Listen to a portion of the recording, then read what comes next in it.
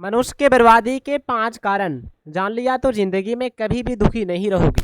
तो आइए दोस्तों जानते हैं भगवान श्री कृष्ण ने गीता में क्या कहा मनुष्य की बर्बादी के 5 कारण के बारे में। दोस्तों आइए जानते हैं। मित्रों, मनुष्य के बर्बादी का पहला कारण होता है क्रोध है, क्योंकि दोस्तों क्रोध इतना भयंकर चीज होता है। यदि कोई भी व्यक्ति क्रोध के आवेश में आ जाता है तो वह व्यक्ति अपने आप पर काबू नहीं रहता है। और इतना ही नहीं दोस्तों, क्रोध का आवेश में आकर वह व्यक्ति अपना माता पिता और गुरु का हत्या भी कर देता है, तो भी बड़ा बात नहीं समझता है। दोस्तों, हमें क्रोध को नियंत्रण करना परम आवश्यक है, तभी हम अपना जीवन कल्याण कर सकते हैं। अब दोस्तों, क्रोध को कैसे कंट्रोल किया जा सकता है, तो आइए जानते हैं भगवान श्री कृष्ण ने गीता में क्या कहा। भगवान श्री कृष्ण कहते हैं यदि कोई व्यक्ति को ज़्यादा क्रोध आए तो उसे ये समझना चाहिए कि हमें इसे रोकना बहुत ज़रूरी है, और इसे रोकने के लिए उसे मौन धारण करके कुछ समय के लिए रहना पड़ेगा और चुपचाप होकर रहना पड़ेगा। अब आइए दोस्तों जानते हैं मनुष्य के बर्बादी का अगला कारण के बारे में। दोस्तों, अगला कारण है लोभ। जी हाँ, लोभ इतना भयंकर चीज़ होता है जिससे मनुष्य का जीवन बर्बाद हो जाता है। अतः लोभ लालच में हमें कभी नहीं करना पड़ना चाहिए, नहीं तो मनुष्य अपना ज़िंदगी को तबाह कर देता है। इसलिए दोस्तों, लोभ ही पाप का जड़ है। जितना जल्दी हो सके इनसे बचने का सदा प्रयास करते रहना चाहिए, नहीं तो मनुष्य अपना जीवन बर्बाद कर देता है। अब आइए जानते हैं मनुष्य के बर्बादी का अगला कारण के बारे में। अगला कारण है दोस्तों अहंकार। व्यक्ति चाहे कितना भी अमीर क्यों ना रहे, यदि उनके अंदर अहंकार आ जाए, घमंड आ जाए और अपना आप को बड़ा समझने लगे, तो व्यक्ति समझिए कि इस दुनिया से चला गया। इसलिए दोस्तों, हमें कभी अहंकार नहीं करना चाहिए। अरे, अहंकार तो महाराज रावण का नहीं रहा, महाराज कंस का नहीं रहा, तो हम कौन सा खेत का मूल्य है। इसलिए कभी भी आप जितना भी अमीर क्यों ना बन जाइए, अहंकार नहीं करना है, सभी से अच्छी तरह से बातें करना है। मित्रों, आइए जानते हैं मनुष्य के बर्बादी का अगला कारण के बारे में। अगला कारण है आलस्य। यदि कोई इंसान अपना लक्ष्य को प्राप्त करना चाहता है तो उन्हें आलस्य को त्यागना पड़ेगा, क्योंकि आलस्य ही मनुष्य का सबसे बड़ा शत्रु माना गया है। इसलिए दोस्तों, जितना हो सके आलस्य को दूर कीजिए, सुबह जल्दी उठिए, अपना काम पर फोकस कीजिए। भगवान श्री कृष्ण कहते हैं मनुष्य जन्म संपूर्ण जन्मों का अंतिम जन्म होता है।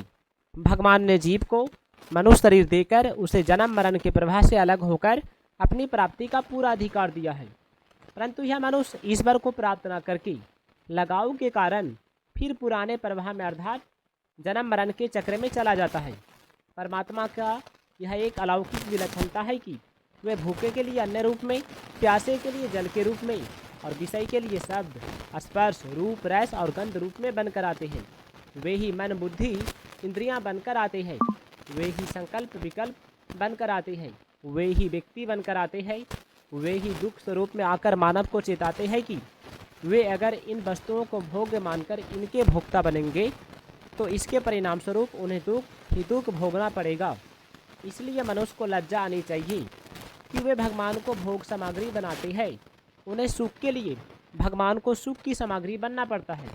ईश्वर कितने दयालु होता है कि प्राणी जो मांगता है भगवान वैसे ही बन जाते हैं।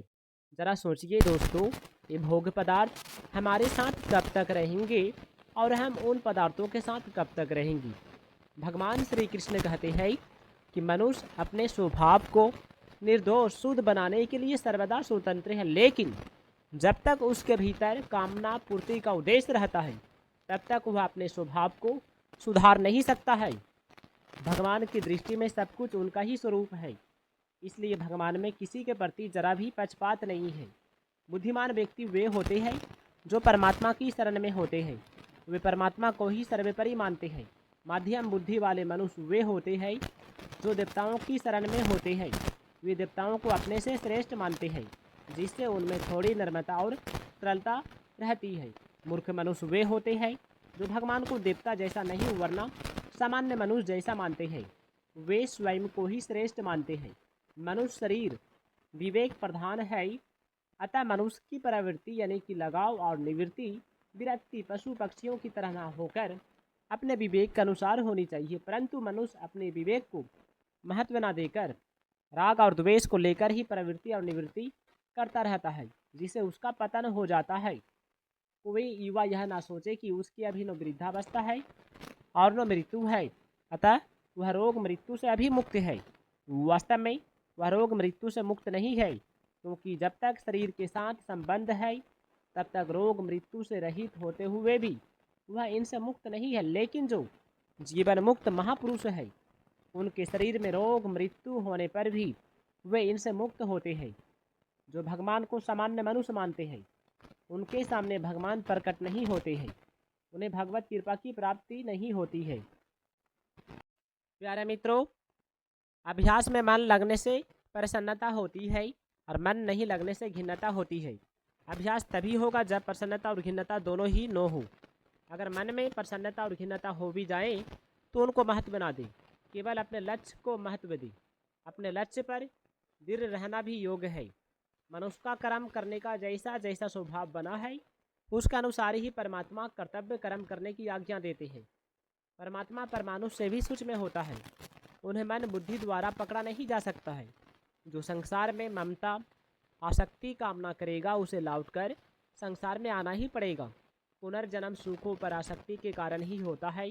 मनुष्य भोगों में जितना अधिक लीन होता है, उतना ही उनका गुलाम बनता चला जाता है। निष्काम भाव प्रकाश है और सकाम भाव अंधेरा है। कामना वाला या इच्छाएं रखने वाला मनुष्य ही मोह में पड़ता है और इसके वशीभूत होकर जीवन मृत्यु के चक्र में घूमता रहता है। यज्ञ दान तप त्रित व्रत आदि जितने भी उत्तम प्रकार के कार्य हैं, उनसे प्राप्त होने वाला फल धीरे धीरे नष्ट हो जाता है, क्योंकि प्रत्येक कार्य आरंभ के बाद तय रूप से समाप्त होता है। इस समाप्ति के साथ ही उसका फल भी समाप्त हो जाता है। जो व्यक्ति यह समझ लेता है कि वह परमात्मा का ही अंश है, तो वह नाशवान भोगों में नहीं फंसता, बल्कि भगवान का आश्रय लेकर जीवन मृत्यु के चक्र से छूट जाता है।